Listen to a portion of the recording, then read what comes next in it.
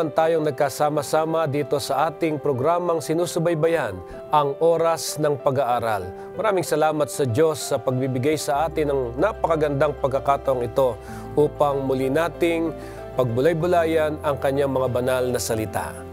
Ako po si Pastor Jose Zabat Jr., ang inyong makakasama sa ilang mga panahon para sa ating pagtalakay ng ikatlong serye ng pag-aaral ng atin pong gabay sa pag-aaral ng Biblia.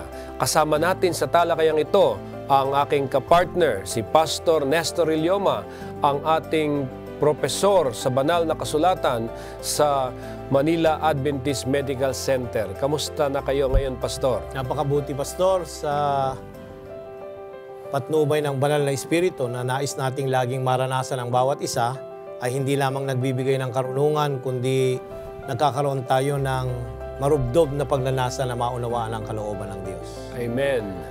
Kaya nga naman na habang pinag-aaralan natin ang tungkol sa banal na espiritu, ay lalong nagkakaroon tayo ng interes na alamin ang pinakamalalim na maaabot natin na para sa pasang-ayon sa pagkaunawa at tulong ng banal na espiritu tungkol dito sa talakayin natin.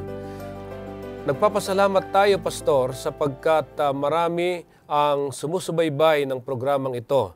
Na kaya nga't ganito na lang tayo ay nagnanais na mapaganda itong programang ito, maging ang Hope Channel.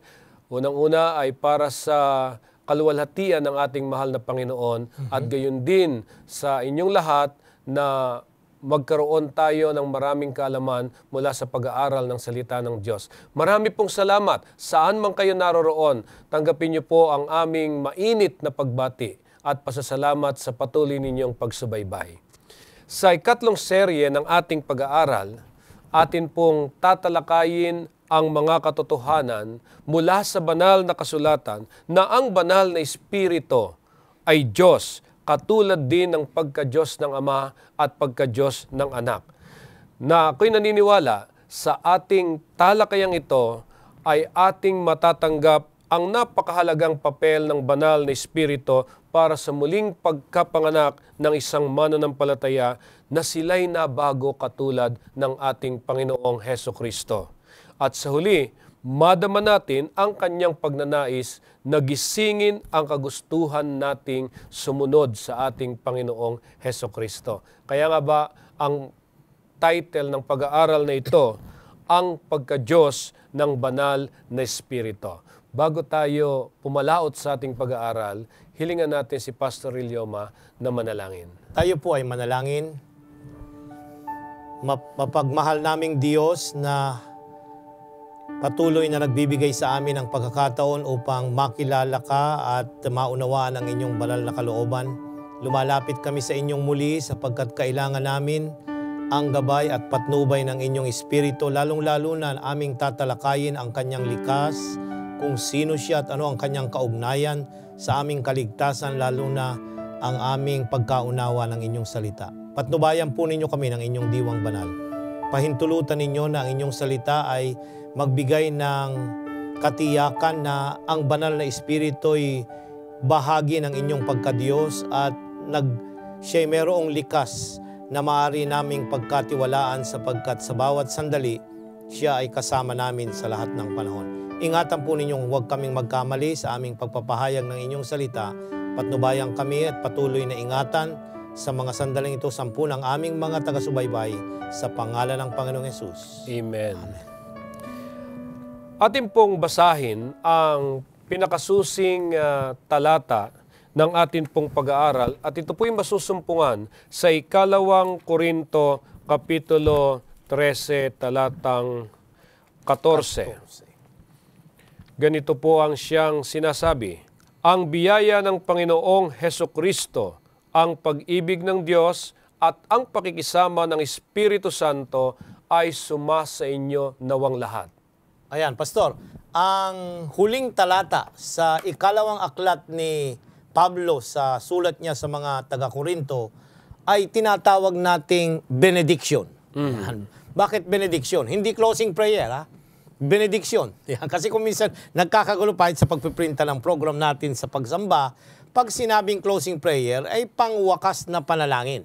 Pero pag sinabi nating benediction, ito yung basbas o pagpapala na igagawad sa kongregasyon o sa mga taga-subaybay o tagapakinig, natatanggapin nila ang threefold ha, tatlong tuping pagpapala mula sa Ama, Anak, at Banal na Espiritu. Bakit natin ito binasa? Bakit ito ang ginamit na susing talata dito, Pastor? Kasi nais kong idiin na ito ay benediction ni Pablo sa kanyang huling sulat. Nang ibig sabihin, ang pabalita ay naibigay na. Ngayon, yung tutugon dito ay mapagpapala kung paniniwala at tatanggapin ng Panginoon. Ang pag-ibig ng Diyos ay mananatili sa kanila at yung pangangasiwa at pakikisama ng Banal na Espiritu ay patuloy na mararanasan nila. Kaya dito, Pastor, maliwanag na itong benedictory response, binabanggit yung tatlong persona. Ayan. Iisang Diyos. Hindi niya sinabi rito na ang pag-ibig ng Diyos ay tama na. Yun ang para sa inyo. Hindi. Sinabi niya rito yung biyaya. Ang grace kasi hindi sa Ama. Yung biyaya hindi galing sa Panginoong, sa Diyos Ama, kundi yun ay biyaya na galing sa sakripisyo ng ating Panginoong Yesus. Yun namang pakikisama. Yung pakikisama, yung continued presence ay sa pamamagitan ng Banal na Espiritu. So, yung pag-ibig ng Diyos na nagbigay ng biyaya, na pag tinanggap natin yung biyayang, papatnubayan niya tayo at iingatan sa magitan ng kanyang Banal na Espiritu. So, continued. Nagpapatuloy yung role ng Ama, ng Anak, at ng Banal na Espiritu. Ito yung tinatawag nating benedictory na bahagi ng aklat ng Korinto. So, sa mga tweed, ang Banal na Espiritu muli ay mayroong napakahalagang papel na ginagampanan sa kadyusan. Subalit dahilan sa ang ating pag-aaral ay nakatuon sa Banal na Espiritu, kilalanin natin kung ano talaga ang Banal na Espiritu. Ayan, Kaya Pastor. nga ba, dapat upang maunawa nating higit itong bagay na ito, ay dapat nating malaman kung anong mga prinsipyong biblikal na siyang pwede nating magamit para maipaliwanag nating maliwanag kung sino ang Banal na Espiritu. Yan, bago tayo bumasa ng isang talata, Pastor, ay nais kong inyong pansinin na sa dalawang nakalipas na pagtalakay natin, ay ating idiniin na unang-una, ang Banal na Espiritu ay siyang kumasi ng banal na kasulatan. Nag-inspire. Bakit? Kasi walang kapangyarihan ang banal na kasulatan kung hindi kinasihan ng banal na Espiritu. At ikalawa, inihahanda nung ating leksyon. Ang ikalawa ay ang Banal na Espiritu hindi kumuha ng pangunahing papel sa aklat ng banal na kasulatan, kundi siya ay supporting role. Ayan. Siya ay working behind the scenes. Siya ang nasa likod na gumagawa sa paglalang, sa kaligtasan, sa sanktuaryo, at sa iba pang mga karanasan ng mga taong nagtitiwala sa Diyos. Ngayon, with that background, with that background na pinag-aralan natin, ay tinatanong natin ano yung prinsipyo na dapat nating maunawaan mula sa Biblia para maintindihan natin kung ano talaga ang Banal na Espiritu. Sa 1 Corinto 4, ang talata ay 6. Mga kapatid, ang mga bagay na ito ay ginamit kong halimbawa sa aking sarili at kay Apolos para sa inyo upang sa pamamagitan namin ay matuto kayo na huwag lumampas sa mga bagay na nakasulat upang sino man sa inyo ay huwag magmataas laban sa iba. Ayan. Ang prinsipyo, biblical principle, Pastor, ay huwag kang lumampas doon sa mga bagay na nasulat. Ito'y parang yung prinsipyo din sa lumang tipan. Pareho ito, Pastor. Tingnan natin yung sa Deuteronomio 29:29. Ito rin yung prinsipyo ng interpretation o yung pagpapahayag at pagpapaliwanag ng salita ng Diyos. Ayan. At sa mga bagay na narito. Ang mga bagay na lihim ay para sa Panginoon nating Diyos. Ngunit ang mga bagay na hayag ay para sa atin at sa ating mga anak magpakailanman upang ating magawa ang lahat ng mga salita ng kautusan ito. Ayan, narito ang prinsipyo sa lumang tipan na inulit dito. Kung ano lang yung nakasulat, ayun lang ang pakialaman natin. Kung ano yung na-reveal, kagaya dito, yung mga bagay na lihim, ay huwag na nating pakialaman. Ayan. Kung minsan kasi, pag may nag-aaral, kagaya ng tungkol dito sa Banal na Espiritu, maraming mga speculation. Yun lang ipinahayag sa Biblia, ay kung minsan nahihirapan nating tanggapin. Kaya nga, Una, ang prinsipyong nais nating itagan ay ano ba yung mga nakasulat dito sa kinasihan na salita ng Diyos tungkol sa Kanya. Now, bagamat kakaunti yung mga yon, ay tanggapin natin kung ano yung mga yon. Huwag na tayong mag-speculate at kagaya ng ang ama daw ay siya rin yung anak na nagkatawang tao at yung namang anak, siya rin yung banal na espiritu ngayon.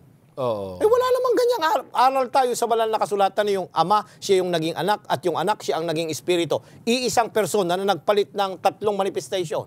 Wala yang ganyang aral dito sa banal na kasulatan. Wala ring aral sa banal na kasulatan na siya ay maliit na Diyos o kapangyarihan lang. Bagamat may mga terminolohiya na siya ay mayroong kapangyarihan na bumago, karamihan nun ay ginagamit nilang isang kapangyarihan lamang o isang idea lamang ang banal na espiritu sa kaisipan ng Diyos. Wala naman niyang ganyan dito. Ipinapahayag at babaybayin natin maya-maya, Pastor, na ang banal na espiritu ay merong likas na pagka-Diyos at ginagampanan niya yung tungkulin niya na nakaatang sa Kanya sa paglalang at sa pagtubos. Yeah, kaya nga lang talagang maraming mga mag-aaral ng Biblia ay inaalam nila yung misteryo sa banal na espiritu at sa pamamagitan nagkakaroon ng iba't ibang katanungan.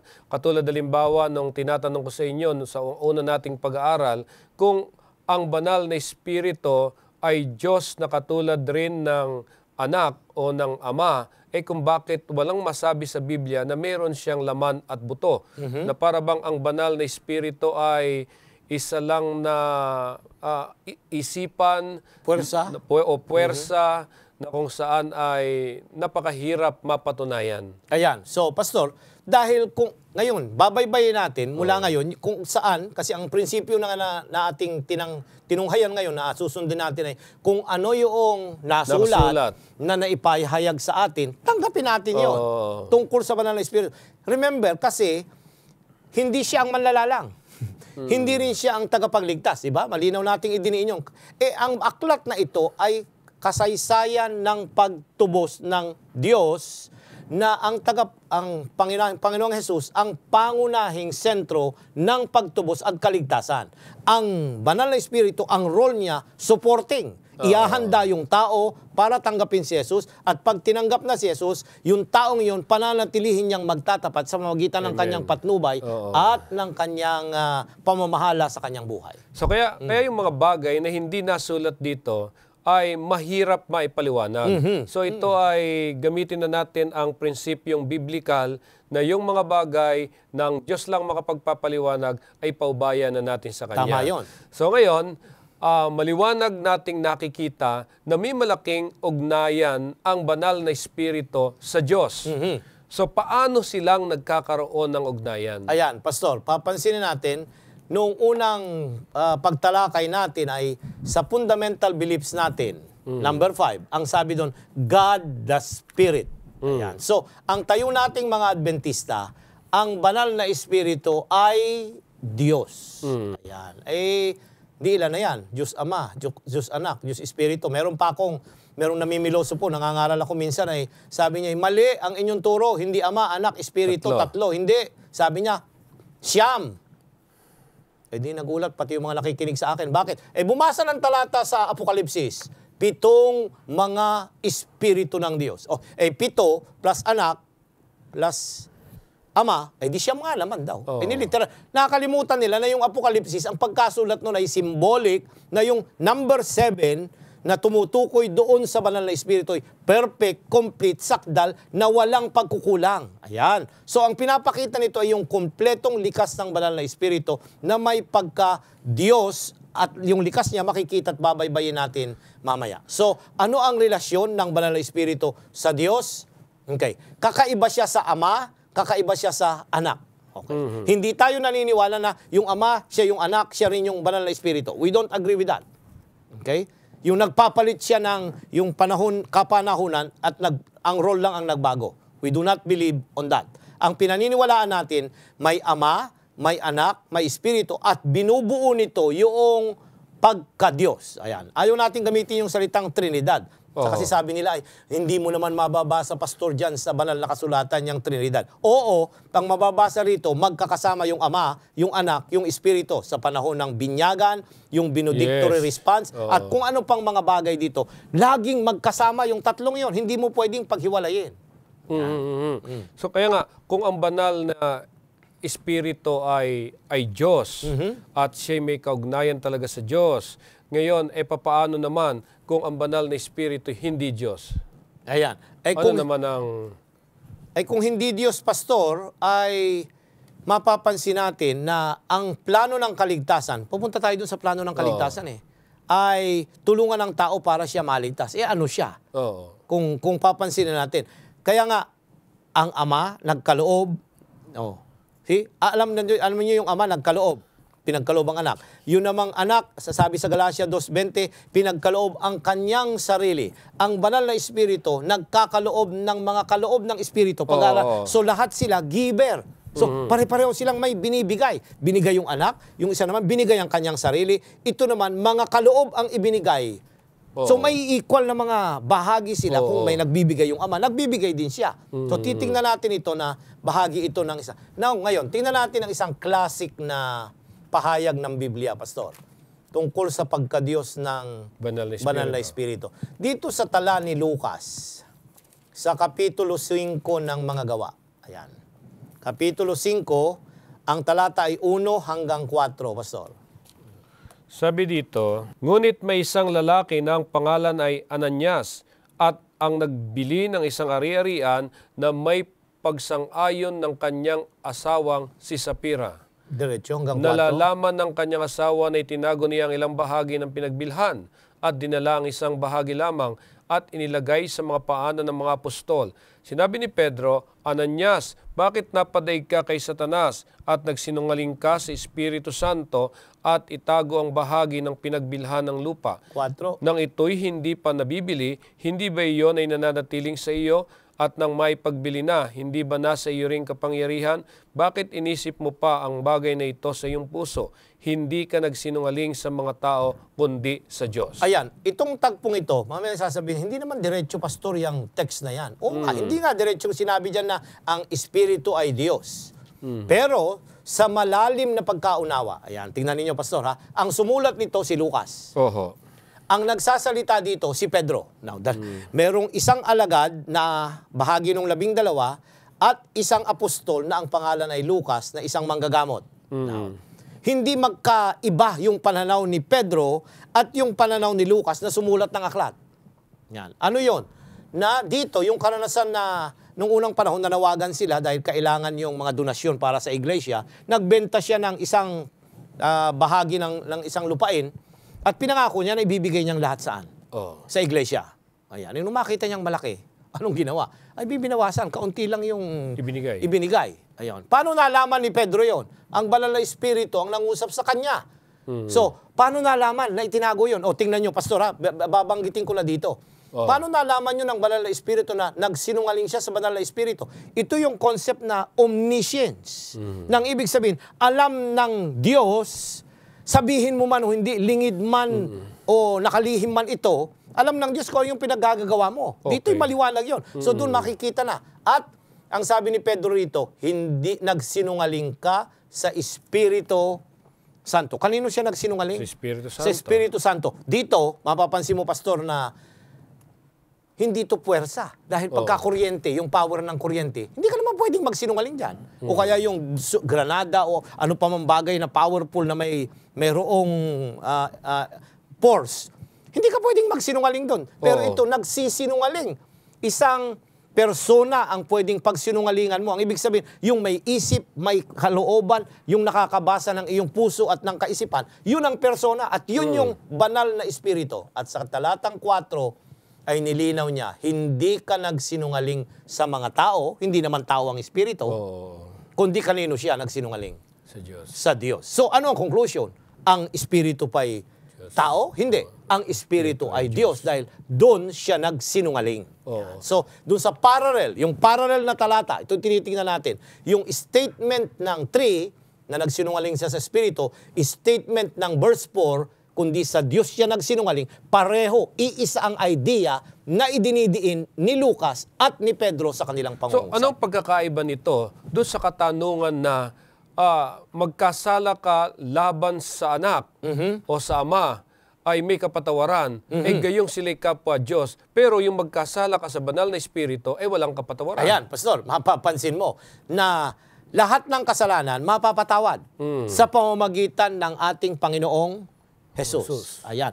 Itong kasalanang tinutukoy dyan, yung hindi mo ihiningi ng tawad sa pangalan ni Kristo, hindi pwedeng mapatawad. At yung kasalanang iyon ay nagiging kasalanan sa banal na espiritu. Ayan. So makikita mo na pag nagkasala tayo sa tao man, sa ating kapwa, sa ating sarili, ay nahihingi ng tawad ito sa pangalan ni Jesus. Yung kanyang sakripisyo, yun ang pambayad. Mapapatawad tayo. Yung hindi mo ihiningi ng tawad, Pastor, na kay Kristo ka dapat humingi. Okay? Nagiging kasalanan ito, ang kategory na nitong kasalanang hindi mo hiningi ng tawad ay yung kasalanan sa banal na espiritu na walang kapatawaran. Bakit? Hindi mo hiningi ng tawad eh. Hindi ka humingi ng tawad. Hindi ka makahingi ng tawad. Hindi mo maramdaman. Hindi mo maramdaman. Okay, ito matatalakay natin sa mga susunod yan na mga leksyon. Kaya nga buong linaw na sinasabi dito na ang tumanggi sa pangungusap ng banal na espiritu ay nagkakasala ka ng walang kapatawaran. Ayan, Pastor, papansinin mo rito, hindi siya nagkasala sa Panginoong Hesus. Panginoong Jesus. Bakit? Hindi naman niya hingi ng tawad eh. Wala Kanino siya nagkasala? Sa banal na espiritu kasi hindi niya nga ihiningi ng tawad. Naging kasalanan na yung kanyang pagsisinungaling. Okay. Naging kasalanan niya yung kanyang pagsisinungaling na kasalanan laban sa banal na espiritu na walang kapatawaran. Ayan. So napakahalagang maunawaan natin ito na sa tuwi-tuwi na ay maramdaman natin ang panawagan ng banal na espiritu. Dahil ito ang tanging paraan upang makahingi tayo ng tawad sa atin pong Panginoong Hesus. Tama yun, Pastor. Kaya dito, ang magsinungaling tungkol sa pakikibahagi ay pagtanggi sa pakikipagkaisa sa komunidad at pasisinungalingan ng espiritu na nagpatibay sa pagkakaisa at ginawa itong posible. Alam mo, Pastor, kaya siya sa espiritu nagkasala dito? Kasi noong manawagan ang mga alagad na magbigay sila ng donasyon, ang nag-convict para ibenta at i-donate iyon sa iglesia ay walang iba kundi ang banal na espiritu, hindi ang Panginoong Hesus, hindi ang Ama, kundi yung banal na espiritu ang gumawa sa kanilang buhay sa mag-asawang ito na mga mananampalataya. Pero naging mapag-imbot sila. Pumasok din yung espiritu na iba. Yung espiritu ni Satanas na mapag-imbot. Kaya kinamkam nila yung kaya nga sabi ni Pedro, sa'yo naman yan dati. Bago mo pa yan i-donate, sa'yo yan. Bakit itinago mo pa na ikaw ay ano? Kasi ang gawain ng banal na espiritu ay matutunan nila yung espiritu ng pagkakaisa. Yun yung tinuturo din dito sa karanasang ito. Kaya nga nagsinungaling itong si Ananias sa espiritu dahil hindi nila tinugon yung ginagawa ng mga apostoles na ibinibigay nila yung lahat sa Panginoon para sa ikaluluwalhati ng pangalan ng Diyos. Ngayon maganda rin po na bago natin tunghayan yung katangian ng pagiging Diyos ng Espiritu Santo, ay tingnan natin paano ito nagiging applicable sa ating pagpapatakbo ng ating iglesia o sa ating paglilingkod sa ating church. Ayan, Pastor, maganda yan. Kasi kung minsan, mayroon tayo nung nag-i-investment. Ayan, bigyan natin ng example, di ba? Ito na may nananawagan ng iglesia na magkaroon tayo ng investment o kaya ng pasasalamat at ibibigay natin sa Panginoon. Nangangako yung mga kapatid, di ba? Na pagka nakapasa yung aking anak ay ganito, ganyan, Pastor. O makatapos man kami ay magaganito. No, matatapos ang gawain kahit hindi tayo magbigay. Ako'y naniniwala dyan, Pastor. Pero yung development ng character na mapagbigay, alam niyo pati yung tithing at mga offering, pag tayo ay, nagbibigay ka nga ng tithe, pero tingnan niyo, Pastor, laging mababa kahit sa ang iglesia ang offering. Kasi ang test yung offering.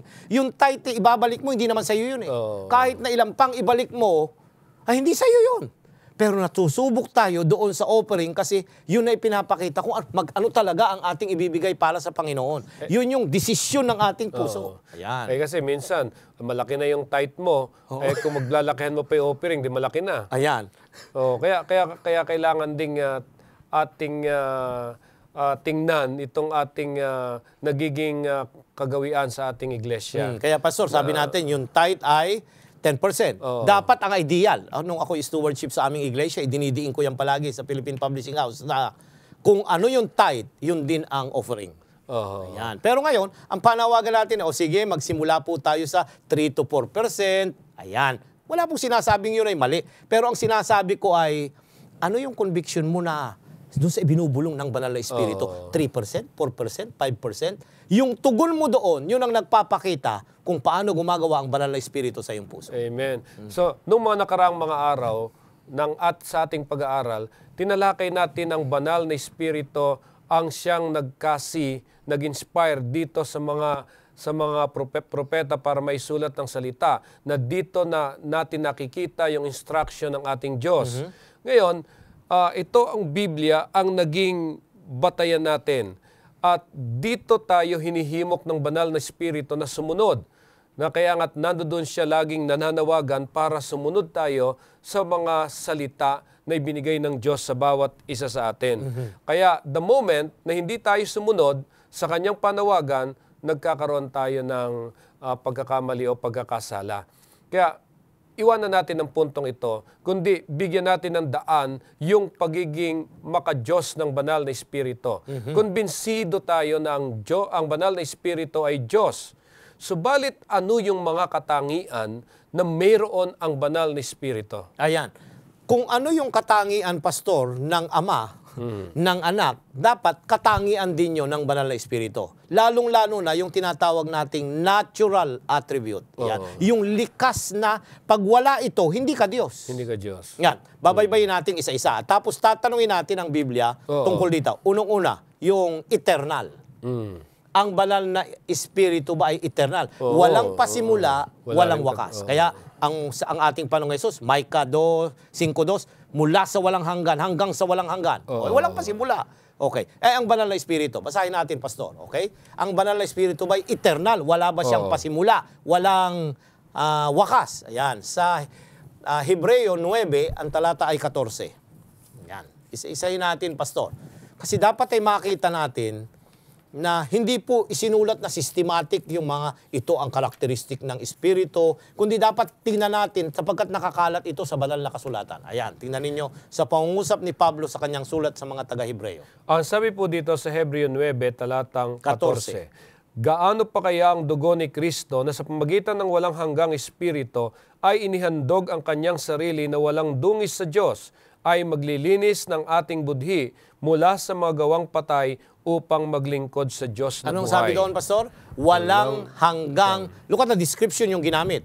Walang hanggang espiritu. Kung walang hanggan, walang pasimula, walang wakas. Okay?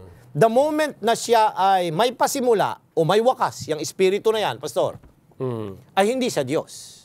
Ayan. So, ang argument natin sa mga nakikinig at sumusubaybay, dapat yung likas ng Ama, yung likas ng Anak, at yung likas ng Espiritu, iisa. Walang hanggan ang Ama, walang hanggan ang Anak, walang hanggan din ang banal na Espiritu. So check, dun sa unang test pa lang. Ikalawa, tingnan natin, Pastor. Hindi ba natatapos yung gawain ng banal na Espiritu pagdating ng kaligtasan? Ayan. Hindi, Pastor, kasi hanggang tayo'y makauwi doon sa langit na bayan. Hindi pa tapos eh. Kailan ba magtatapos yun? Hanggang doon sa walang hanggan. Kasi ang banal na espiritu, tinatawagan lang tayo para bumalik sa Panginoong Hesus, mapanumbalik yung ating nasirang ugnayan sa Diyos. Di kung sa panahon na tayo nakarating na sa langit, wala na siyang papel. Hindi, Pastor, kasi may posibilidad pa ba na ang tao'y magkasala? Yes, kasi naroon pa rin ang freedom of choice. Pero, sabi sa Nahum 1:9, hindi nababangon ng ikalawa ang pagkakasala. Ayan. Ang ibig sabihin, naroon pa rin siya. Bakit? May tendency pa rin. Hindi naman tayo gagawing mga robot pagdating doon sa langit. Magiging kagaya pa rin tayo ni Adan noong siya'y lalangin doon sa haraman ng Eden. Ayan. Pero ang kaibahan lang, nandun ang presensya ng ating Panginoong Hesus. Nagpapaalaala yung kanyang mga sugat na mananatili magpahanggang wakas. Ayan. Okay. So kaya yun ang isang bagay na napakagandang makita natin na itong banal na espiritu na to ay magpasawalang hanggan. Ang lahat ng katangian ng Diyos ay meron din sa Kanya. Yan. Tingnan natin, Pastor, yung isa pa. Opo. 1 Corinto 2, 10 at 11. Ngunit ang mga ito ay pinahayag sa amin ng Diyos sa pagitan ng Espiritu, sapagkat sinisiyasat ng Espiritu ang lahat ng mga bagay, maging ang malalalim na mga bagay ng Diyos, sapagkat sinong tao ang nakakaalam ng isipan ng isang tao, kundi ang Espiritu ng tao na nasa kanya, kaya't walang nakakaalam ng mga isipan ng Diyos, maliban sa Espiritu ng Diyos. Ayan. Sino daw ang nakakailam ng isipan ng Diyos? So hindi Espiritu lang ng siya Diyos. hindi lang siya idea sa isip kundi nakakaalam ng isipan ng Diyos. Ayan. Ay kung ikaw naaalaman mo yung isip ko, Pastor, di parang ikaw na ako. Yan. Yun ang argument ni Pablo na ang ibig sabihin ay kung ang Espiritu alam niya ang isip ng Diyos, ay di Diyos siya. Kasi alam niya yung pag-iisip ng Diyos. Nababasa niya. Yan. Omniscience, yung terminolohiya. Yung attribute na ini-ascribe sa Diyos Ama at Anak na alam nila ang lahat ng bagay, nasa banal na Espiritu. Malinaw yon, Pastor. Alam niya kung ano ang iniisip ng Diyos at hindi lang Diyos, alam niya rin yung iniisip ng tao. Yan. Hindi man natin to sinasabit, binabanggit, alam niya, nababasa niya ang ating puso at kaisipan. Kung nababasa niya ang isip ng Diyos, nangangahulugan na ang banal na Espiritu rin ay nagsasalitang katulad ng Diyos. Tama yun. Kasi kung ano yung lalabas doon sa kaisipan nila, shared sila Siya rin. Hindi naman kaiba yung isip niya doon sa isip ng Diyos. Kasi very basic yun, Pastor. Kaya lang, minsan hindi parang nagkakapalit yan yung banal na Espiritu at ang Diyos. Yung kanilang pagpapalitan. Ayan. So, wag natin kasing i-separate kasi yung Ama, Anak at Espiritu, iisa sila. Kaya nga, isang Diyos Hindi tayo naniniwala, Pastor, na tatlo ang Diyos. Ang pinaniniwalaan, isang Diyos, isa ang likas nila, yung nature, yun. Yung pagiging Diyos nila, eternal, omniscient, omnipotent, kung ano yung mga terminolohiyong yon, ascribe at nasa kanila. Pag nawala itong isang ito, hindi ka na Diyos, Pastor. Ayan. Okay. So, pag napatunayan natin na ang banal na Espiritu ay wala palang omniscience, hindi pala niya alam lahat ng bagay, ay hindi siya Diyos. Ako, madali yun Pero ito, yung karanasan ni Ananias at Sapphira kanina ay nabasa niya ang kanilang puso. Ayan. Alam niya na sila'y nagsinungaling. Sa Juan 3, Pastor, 5 hanggang 8. Ito'y dapat gugulan natin ng ilang pansin kasi Juan Kapitulo 3, ang talata ay 5 hanggang 8. Sumagot si Jesus, katotohanang sinasabi ko sa iyo, malibang ang isang tao ay panganak ng tubig at ng Espiritu, hindi siya makakapasok sa kaharian ng Diyos. Ang ipinanganak ng laman ay laman at ang pinanganak ng Espiritu ay Espiritu. Huwag kang magtaka na aking sinabi sa iyo, kailangan kayo ipanganak na muli. Humihihip ang hangin kung saan ito ibig at naririnig mo ang ugong nito. Ngunit hindi mo nalalaman kung saan ito nanggagaling at kung saan tutungo. Ganoon ang bawat isang ipinanganganak ng Espiritu. Ayan, narito ang likas ng banal na Espiritu. Siya ay sumasalahat ng dako. Ayan. Hindi siya nandito lang. Kundi at the same time, nasa Amerika siya, nasa lahat ng dako. Kung nasaan ang mga tao, naroon siya. Automatic yun. Hindi siya limited sa isang maliit na space. Ayan. Ito yung price na binayaran ng ating Panginoong Hesus nang siya'y magkatawang tao.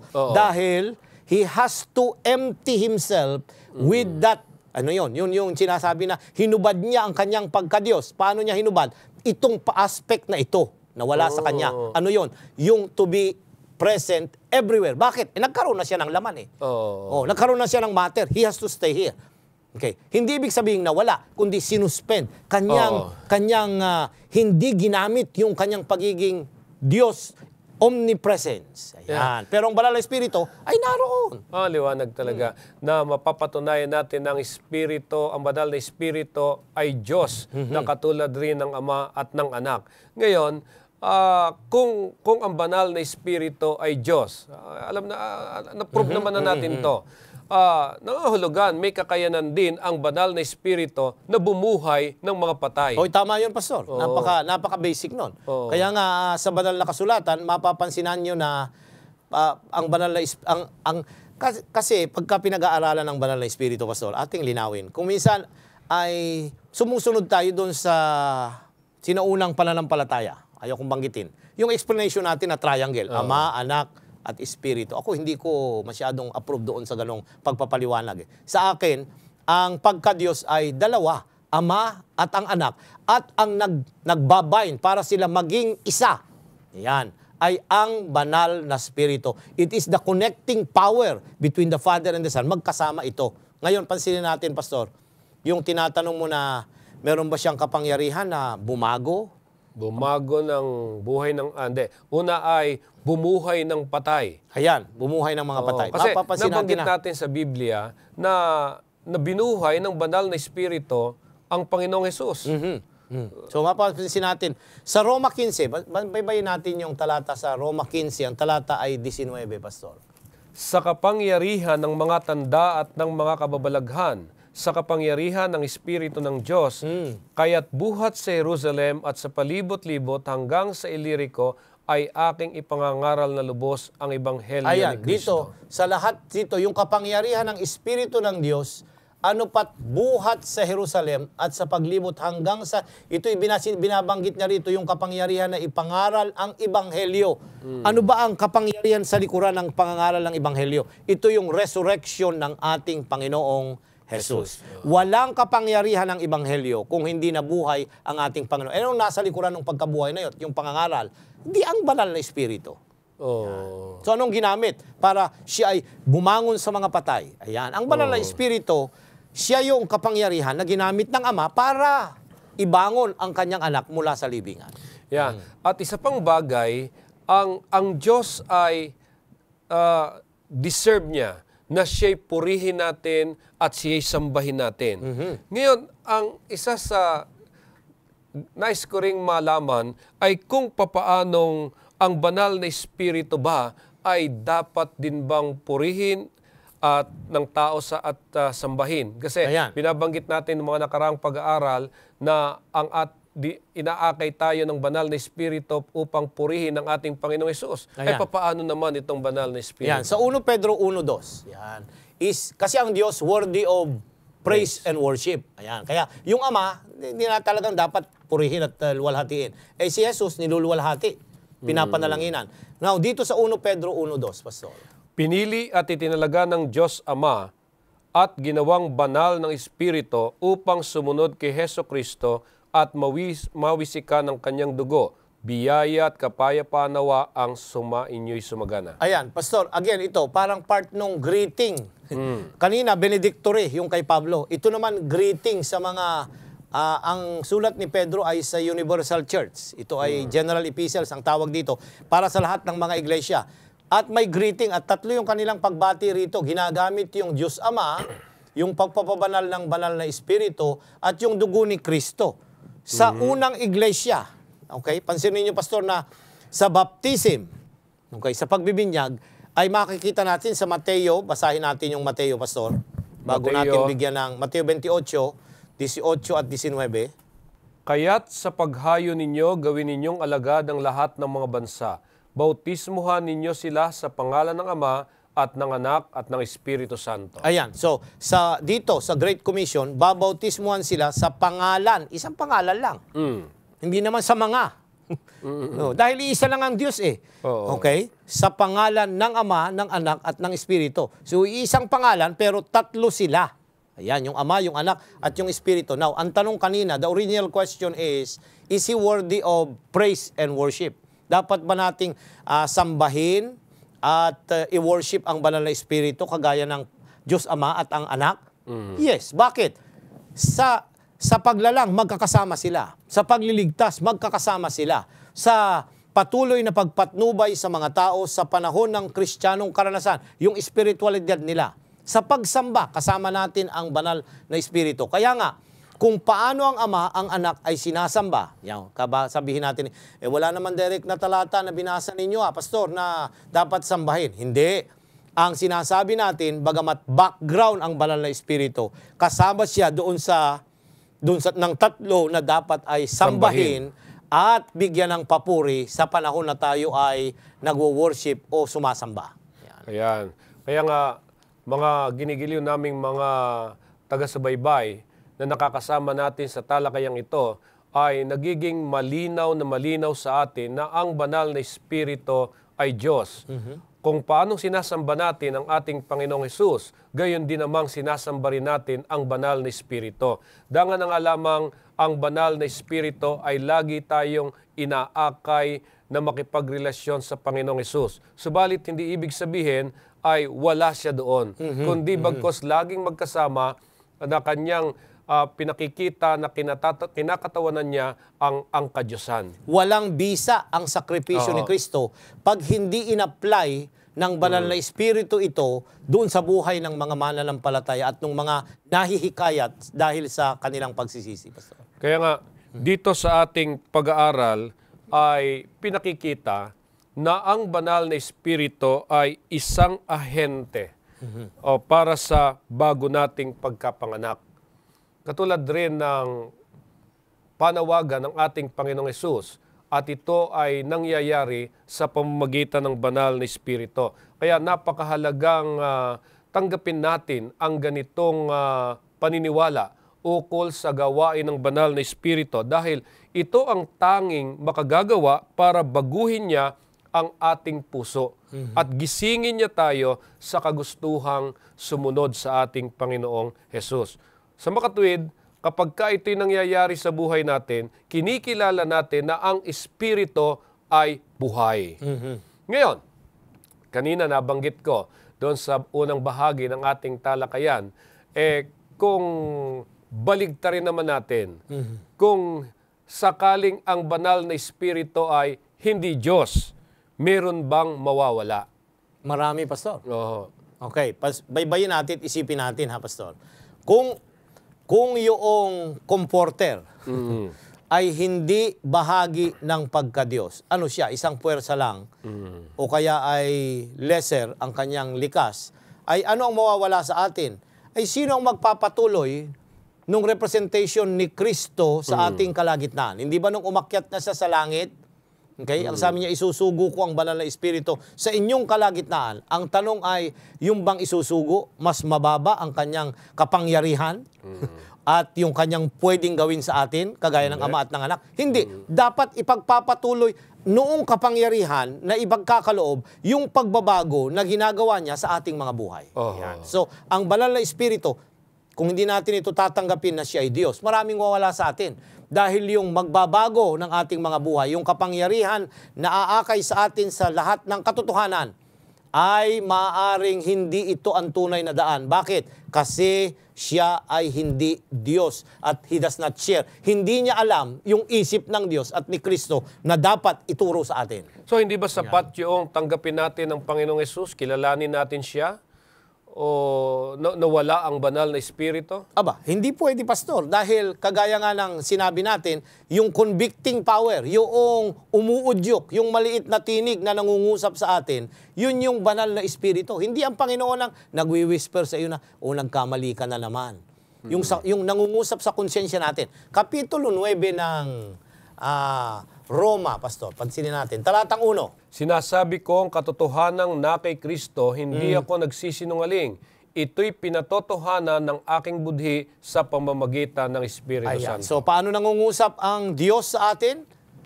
Yun daw, mga katotohanan na na sa budhi, yung conscience. Sa paano tumatrabaho yung banal na Espiritu, siya yung nangungusap sa atin.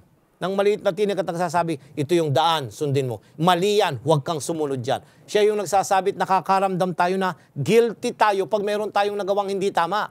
Trabaho yun ang banal na Espiritu, Pastor. Pag wala siya, ay paano natin mararamdaman na tayo yung makasalanan? Kailangan natin ng tagapagligtas. Si Kristo ay namatay para sa atin. Paano natin mararamdaman na tayo'y nangangailangan ng tagapagligtas kung wala ang banal na Espiritu? At hindi magagawa ng isang hindi Diyos itong ganitong mga gawain? Ay hindi, kasi paano niya malalaman yung kasalanan mo kung hindi naman niya nababasa ang isip at kapuso mo? Ayan. Yeah. Si dapat meron siyang likas ng pagka-Diyos para masabi niya, maibulong niya na yung haka pa lang, at yung minamahal ng ating puso, hindi natin sinasalita. Ay paano niya malalaman yon kung isa siyang puwersa lamang? Tama. So napakahalagang unawain natin na ang Espiritu ay Diyos. Subalit, dapat din naman na makita natin kung ang banal na Espiritu ay Diyos, ano ang ginagawang pagbabago nito sa ating mga buhay. Ayan. So, ang tanong ay, ano ang gagawin o ginagawa ng banal na Espiritu sa pagbabago sa ating mga buhay? Unang-una, Pastor, kanino siya nagtatrabaho? Doon sa talatang binasa natin ay sa budhi. Budhi. Sa konsyensya, sabi natin. Saan ba yung konsyensya? Ay dito, yung isip natin. Okay. Doon siya nagtatrabaho. Yan. Doon siya gumagawa. Doon niya pinasisimulan na isipin mo, bago ka magpasya, mali ang iyong gagawin. So, bumubulong siya. Naroon siya. Naroon. Hindi natin siya nakikita pero nangungusap siya na nagsasabi sa atin na ito yung daang dapat mong lakaran. So, doon pa lang makikita mo na may pagbabago kung tayo'y magre-respond doon.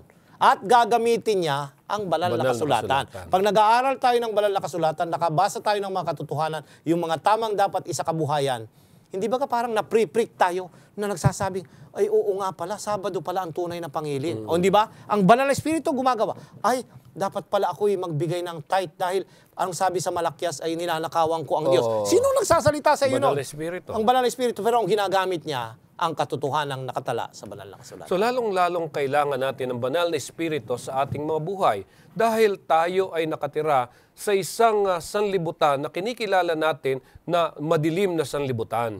Dahil dito'y punong-puno ng mga tukso, punong-puno ng mga pagsubok, at nandyan ang kaaway na dyablo na maaari kang akayin doon sa kanyang nais. Kung wala ang banal na Espiritu, hindi natin makikilala yung mga gawain ng dyablo at tayo ay maaakay sa kasamaan at hindi natin mararanasan yung kaligtasang ibinibigay sa atin ng ating Panginoong Hesus.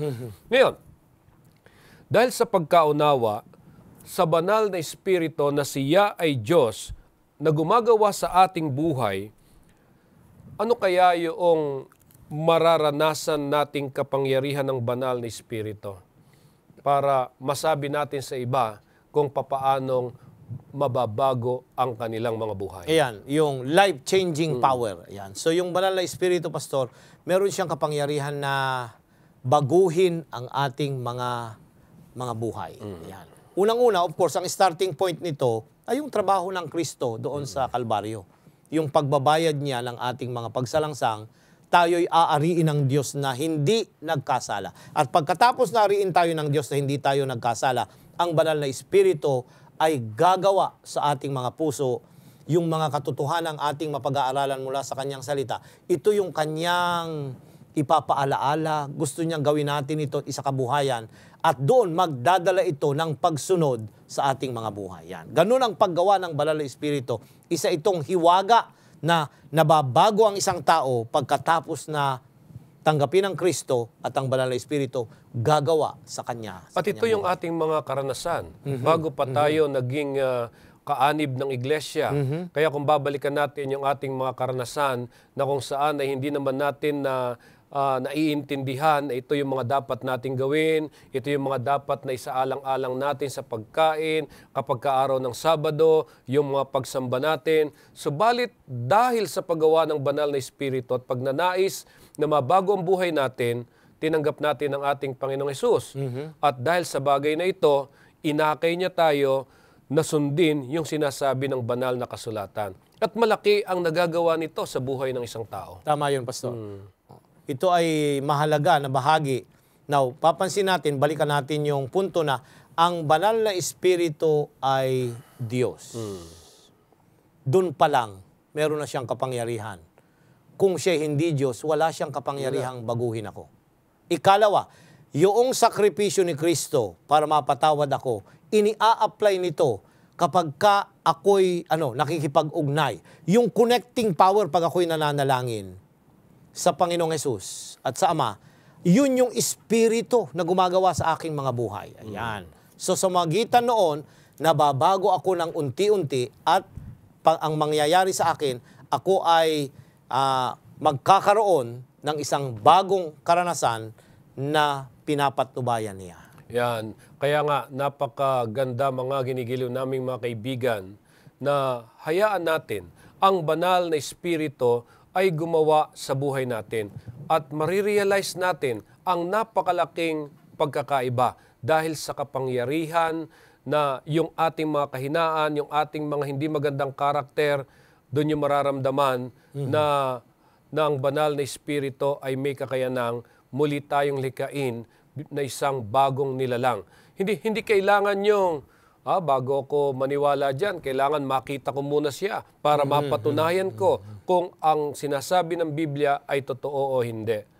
Sa ating araw-araw na buhay, Pastor, hindi ba laging dapat naroroon na kumikilos ang banal na espiritu? Tama yung Pastor. Dito sa Korinto, pansinin natin yung isa sa mga talata na ating binabasa pag tayo ay nangangaral. Yan. 1 Korinto 6, talatang 19 at 20.